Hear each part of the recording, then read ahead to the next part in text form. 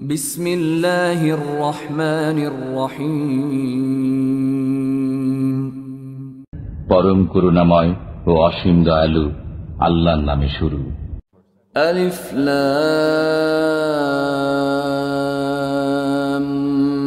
মিম রা তিলকা আয়াতুল কিতাব ওয়াল্লাযী أنزل إليك من ربك الحق ولكن أكثر الناس لا يؤمنون আলিফ লাম মিম রা এগুলো কিতাবের আয়াত। যা কিছু আপনার পালনকর্তার পক্ষ থেকে অবতীর্ণ হয়েছে তা সত্য, কিন্তু অধিকাংশ মানুষ এতে বিশ্বাস করে না। الله الذي رفع السماوات بغير عمد ترونها ثم استوى على العرش وسخر الشمس والقمر كل يجري لأجل مسمى يدبر الأمر يفصل الآيات لعلكم بلقاء ربكم توقنون আল্লাহ যিনি ঊর্ধ্বদেশে স্থাপন করেছেন আকাশ মণ্ডলীকে স্তম্ভ ব্যতীত, তোমরা সেগুলো দেখো। অতঃপর তিনি আরশের উপর অধিষ্ঠিত হয়েছেন এবং সূর্য ও চন্দ্রকে কর্মে নিয়োজিত করেছেন। প্রত্যেকে নির্দিষ্ট সময় মোতাবেক আবর্তন করে। তিনি সকল বিষয় পরিচালনা করেন, নিদর্শনসমূহ প্রকাশ করেন, যাতে তোমরা স্বীয় পালনকর্তার সাথে সাক্ষাৎ সম্বন্ধে নিশ্চিত বিশ্বাসী হও। وهو الذي مد الأرض وجعل فيها رواسي وأنهارا ومن كل الثمرات جعل فيها زوجين اثنين يغشي الليل النهار إن في ذلك لآيات لقوم يتفكرون তিনি ভূমণ্ডলকে বিস্তৃত করেছেন এবং তাতে পাহাড় পর্বত ও নদ নদী সৃষ্টি করেছেন এবং প্রত্যেক ফলের মধ্যে দু প্রকার সৃষ্টি করে রেখেছেন। তিনি দিনকে রাত্রি দ্বারা আবৃত করেন, এতে তাদের জন্য নিদর্শন রয়েছে যারা চিন্তা করে। وفي الأرض قطع متجاورات وجنات من أعناب وزرع ونخيل صنوان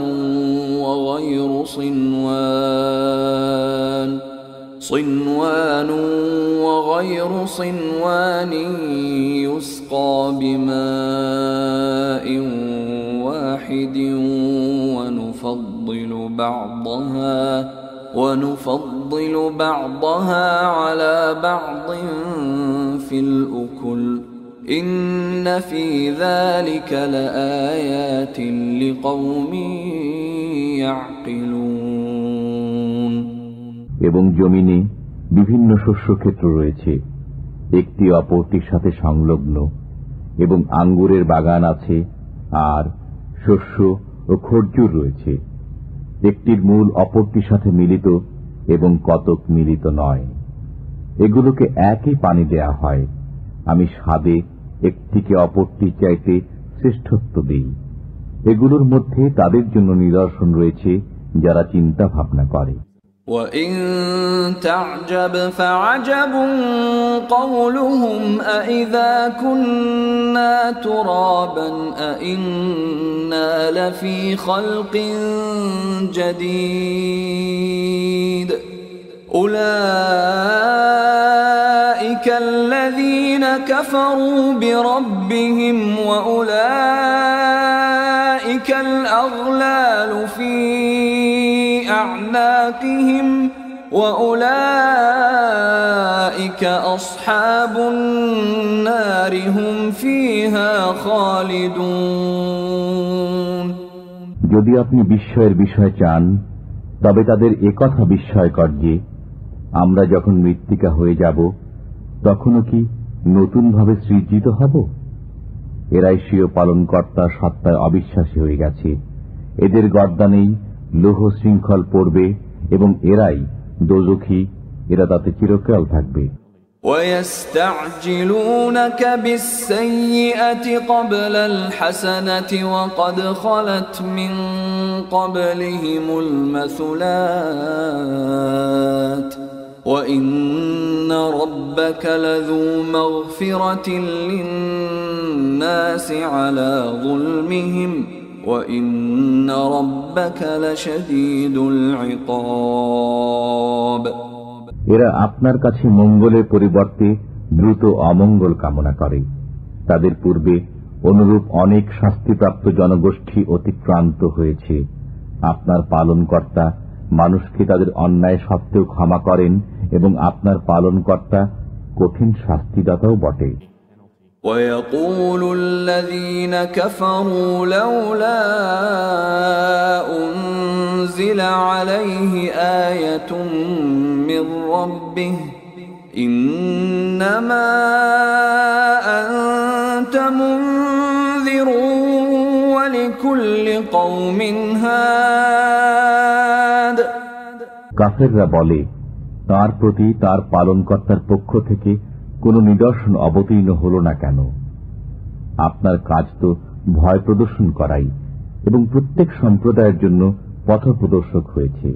আল্লাহু ইয়া'লামু মা তাহমিলু কুল্লু উনসা ওয়া মা তাগীদুল আরহাম ওয়া মা তাজদাদ ওয়া কুল্লু শাইইন 'ইনদাহু বিমিকদার।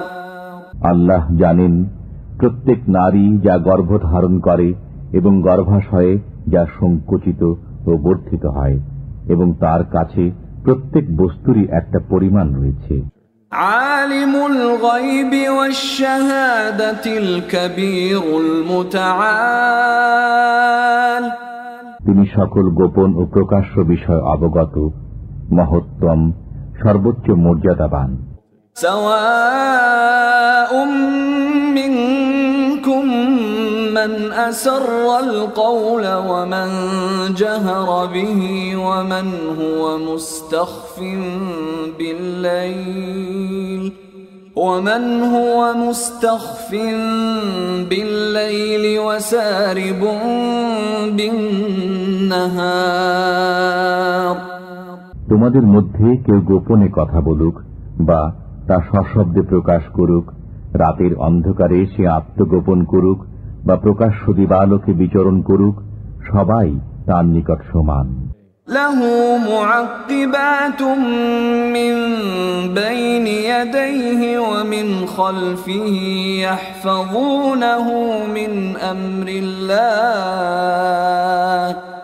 ইন্নাল্লাহা লা ইউগায়্যিরু মা বিকওমিন হাত্তা ইউগায়্যিরু মা বিআনফুসিহিম ওয়া ইযা আরাদা আল্লাহু বিকওমিন সুআন ফালা মারাদ্দা লাহু ওয়া মা লাহুম মিন দুনিহি মিন ওয়াল। তার পক্ষ থেকে অনুসরণকারী রয়েছে তাদের অগ্রে এবং পশ্চাতে। আল্লাহর নির্দেশে তারা ওদের হেফাজত করে। আল্লাহ কোন জাতির অবস্থা পরিবর্তন করেন না যে পর্যন্ত তারা তাদের নিজেদের অবস্থা পরিবর্তন না করে। আল্লাহ যখন কোন জাতির উপর বিপদ চান তখন তা রদ হওয়ার নয়, এবং তিনি ব্যতীত তাদের কোনো সাহায্যকারী নেই। হুয়াল্লাযী ইউরীকুমুল বারকা খাওফান ওয়া তামআন ওয়া ইউনশিউস সাহাবাস সিকাল। তিনি তোমাদেরকে বিদ্যুৎ দেখান ভয়ের জন্য এবং আশার জন্য, এবং উত্থিত করেন ঘন মেঘমালা। وَيُسَبِّحُ الرَّعْدُ بِحَمْدِهِ وَالْمَلَائِكَةُ مِنْ خِيفَتِهِ وَيُرْسِلُ الصَّوَاعِقَ ويرسل الصواعق فيصيب بها من يشاء وهم يجادلون في الله وهو شديد المحال তার প্রশংসা পাঠ করে বজ্র, নির্ঘোষ এবং সব ফেরেশতা সভয়ে। তিনি বজ্রপাত করেন, অতঃপর যাকে ইচ্ছা তাকে তা দ্বারা আঘাত করেন। তথাপি তারা আল্লাহ সম্পর্কে বিতণ্ডা করে, অথচ তিনি মহাশক্তিশালী। লাহু দাওয়াতুল হক والذين يدعون من دونه لا يستجيبون لهم بشيء إلا كباسط كفيه إلى الماء ليبلغ فاه وما هو ببالغه وما دعاء الكافرين إلا في ضلال সত্যের আহ্বান একমাত্র তারই, এবং তাকে ছাড়া যাদেরকে ডাকে তারা তাদের কোনো কাজে আসে। ওদের দৃষ্টান্ত সেরূপ, যেমন কেউ দুহাত পানির দিকে প্রসারিত করে যাতে পানি তার মুখে পৌঁছে যায়, অথচ পানি কোনো সময় পৌঁছবে না। কাফিরদের যত আহ্বান তার সবই পথভ্রষ্টতা।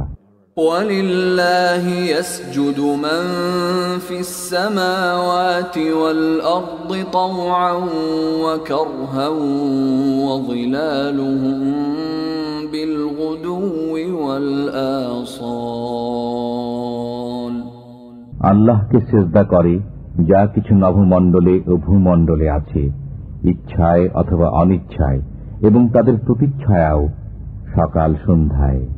قل من رب السماوات والأرض قل الله قل أفاتخذتم من دونه أولياء لا يملكون لأنفسهم نفعا ولا ضرا قل هل يستوي الأعمى والبصير أم هل تستوي الظلمات والنور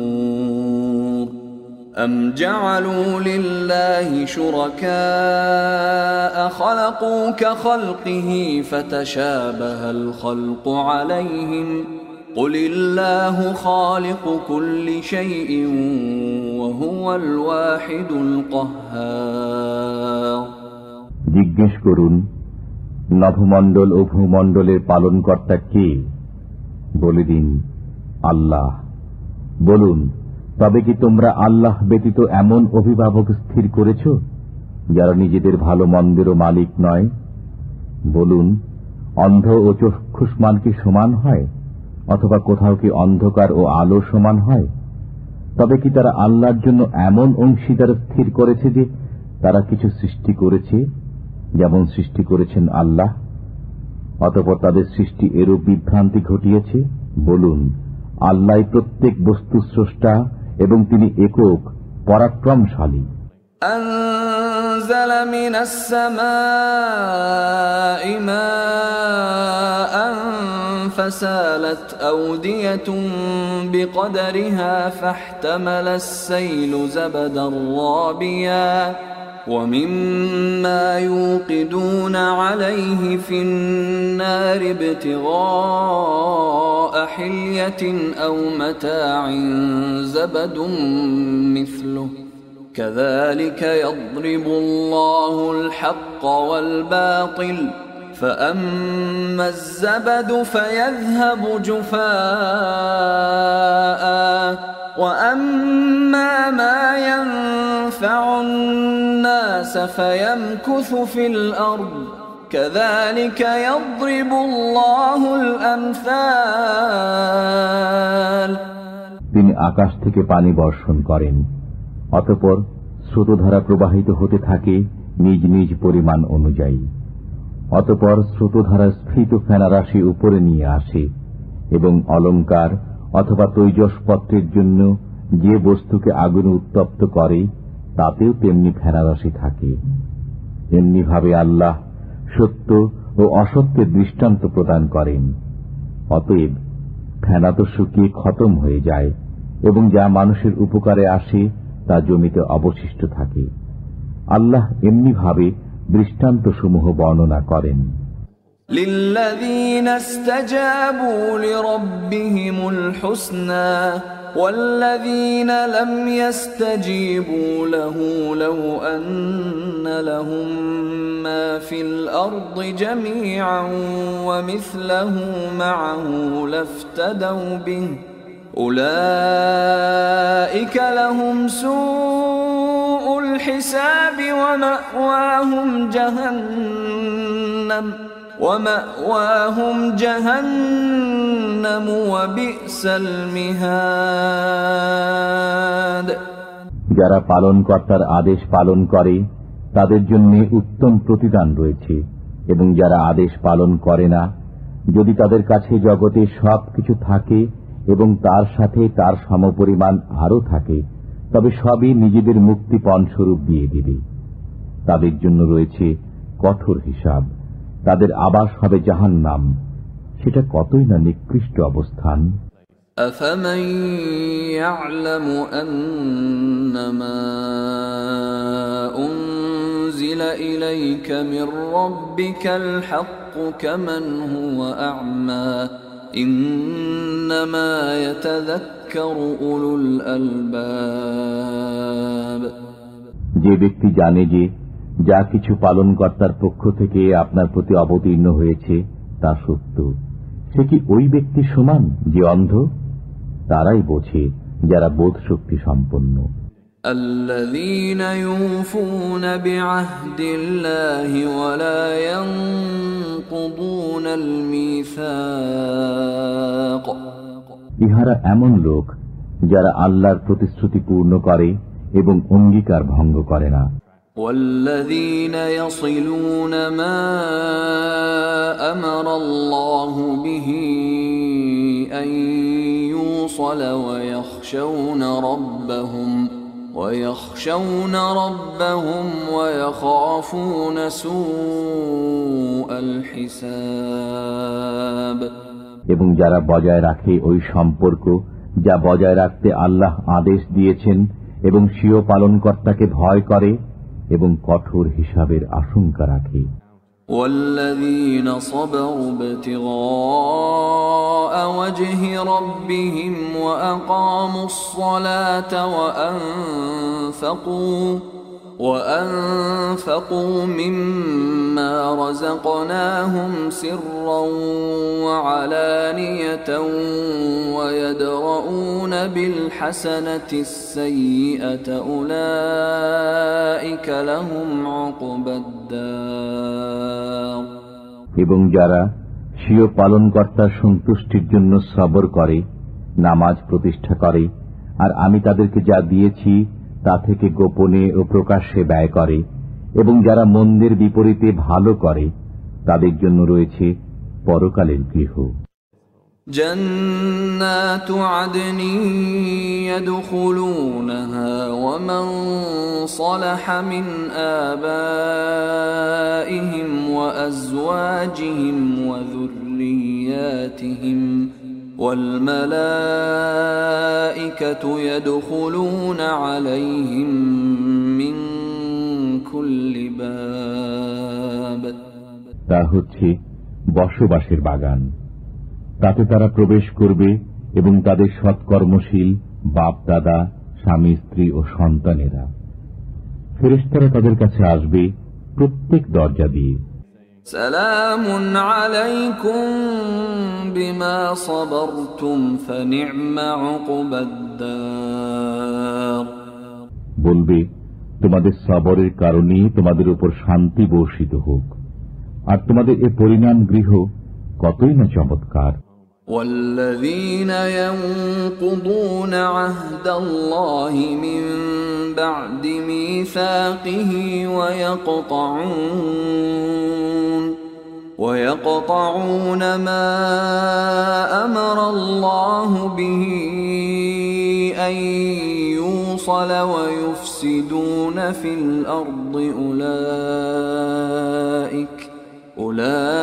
أولئك لهم اللعنة ولهم سوء الدار। এবং যারা আল্লাহর অঙ্গীকারকে দৃঢ় ও পাকাপোক্ত করার পর তা ভঙ্গ করে, আল্লাহ যে সম্পর্ক বজায় রাখতে আদেশ করেছেন তা ছিন্ন করে এবং পৃথিবীতে অশান্তি সৃষ্টি করে, ওরা ওই সমস্ত লোক যাদের জন্য রয়েছে অভিসম্পাত এবং ওদের জন্য রয়েছে কঠিন আযাব। আল্লাহু ইয়াবসুতুর রিজকা লিমান ইয়াশাউ ওয়া ইয়াকদির ওয়া ফারিহু বিল হায়াতিদ দুনিয়া ওয়া মাল হায়াতুদ দুনিয়া ফিল আখিরাতি ইল্লা মাতা'। আল্লাহ যার জন্য ইচ্ছা রুজি প্রশস্ত করেন এবং সংকুচিত করেন, তারা পার্থিব জীবনের প্রতি মুগ্ধ। পার্থিব জীবন পরকালের সামনে অতি সামান্য সম্পদ বই নয়। وَيَقُولُ الَّذِينَ كَفَرُوا لَوْلَا أُنْزِلَ عَلَيْهِ آيَةٌ مِّن رَّبِّهِ قُلْ إِنَّ اللَّهَ يُضِلُّ مَن يَشَاءُ وَيَهْدِي إِلَيْهِ مَنْ أَنَابَ। কাফেররা বলে, তাঁর প্রতি তাঁর পালনকর্তার পক্ষ থেকে কোন নিদর্শন কেন অবতীর্ণ হল না? বলে দিন, আল্লাহ যাকে ইচ্ছা পথভ্রষ্ট করেন এবং যে মনোনিবেশ করে তাকে নিজের দিকে পথ প্রদর্শন করেন।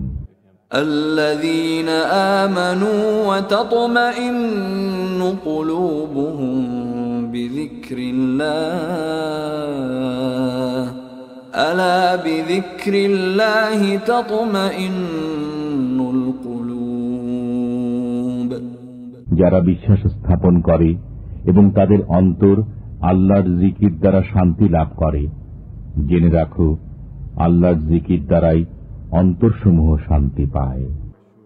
الذين آمنوا وعملوا الصالحات طوبى لهم وحسن مآب। যারা বিশ্বাস স্থাপন করে এবং সৎকর্ম সম্পাদন করে তাদের জন্য রয়েছে সুসংবাদ এবং মনোরম প্রত্যাবর্তন স্থল।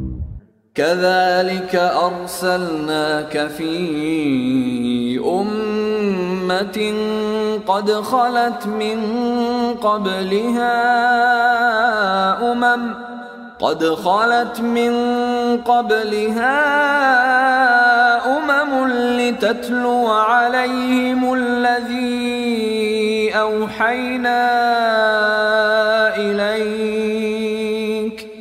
لتتلو عليهم الذي أوحينا إليك وهم يكفرون بالرحمن قل هو ربي لا إله إلا هو عليه توكلت وإليه متاب।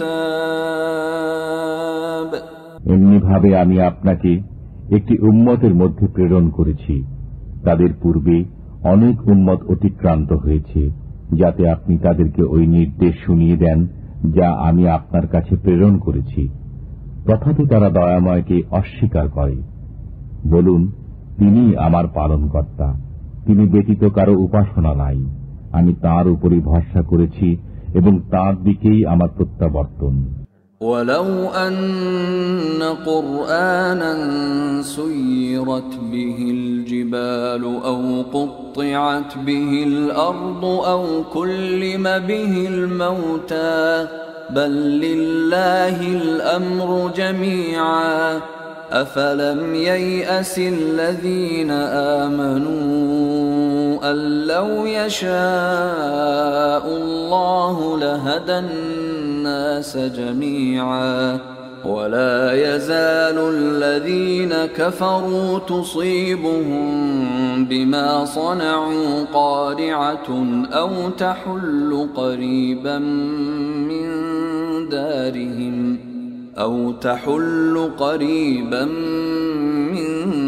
دارهم حتى يأتي وعد الله إن الله لا يخلف الميعاد।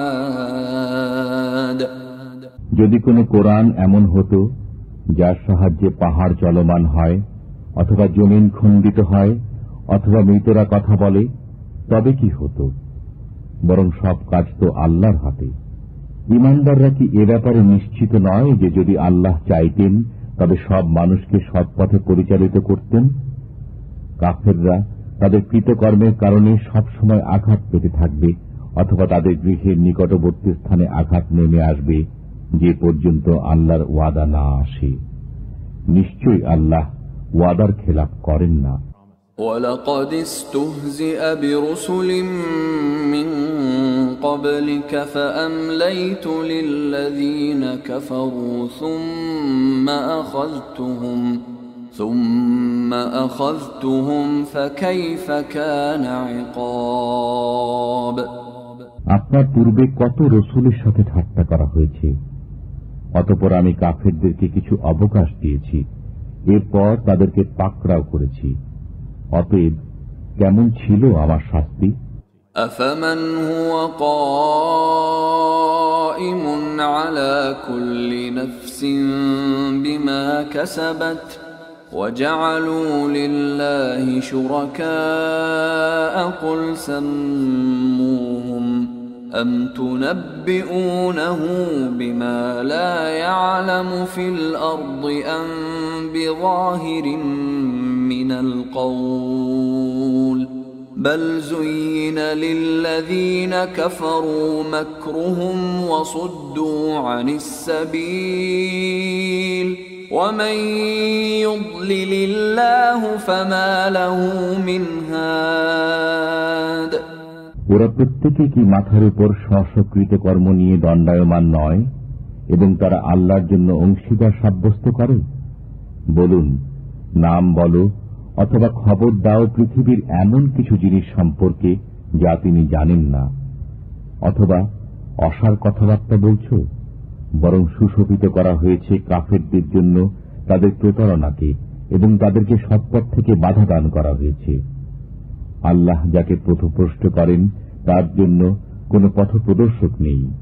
لهم عذاب في الحياة الدنيا ولعذاب الآخرة أشق وما لهم من الله من واق। দুনিয়ার জীবনে এদের জন্য রয়েছে আযাব এবং অতি অবশ্য আখিরাতের জীবন কঠোরতম। আল্লাহর কবল থেকে তাদের কোনো রক্ষাকারী নেই। مثل الجنة التي وعد المتقون تجري من تحتها الأنهار أكلها دائم وظلها تلك عقبى الذين اتقوا وعقبى الكافرين النار। পরহেজগারদের জন্য প্রতিশ্রুত জান্নাতের অবস্থা এই যে তার নিম্নে নির্ঝরণী সমূহ প্রবাহিত হয়, তার ফলসমূহ চিরস্থায়ী এবং ছায়াও। এটা তাদের প্রতিদান যারা সাবধান হয়েছে, এবং কাফেরদের প্রতিফল অগ্নি। والذين آتيناهم الكتاب يفرحون بما أنزل إليك ومن الأحزاب من ينكر بعضه قل إنما أمرت أن أعبد الله ولا أشرك به إليه أدعو وإليه مآب। এবং যাদেরকে আমি গ্রন্থ দিয়েছি তারা আপনার প্রতি যা অবতীর্ণ হয়েছে তার জন্য আনন্দিত হয়, এবং কোন কোন দল এর কোন কোন বিষয় অস্বীকার করে। বলুন, আমাকে এরূপ আদেশই দেয়া হয়েছে যে আমি আল্লাহর ইবাদত করি এবং তার সাথে অংশীদার না করি।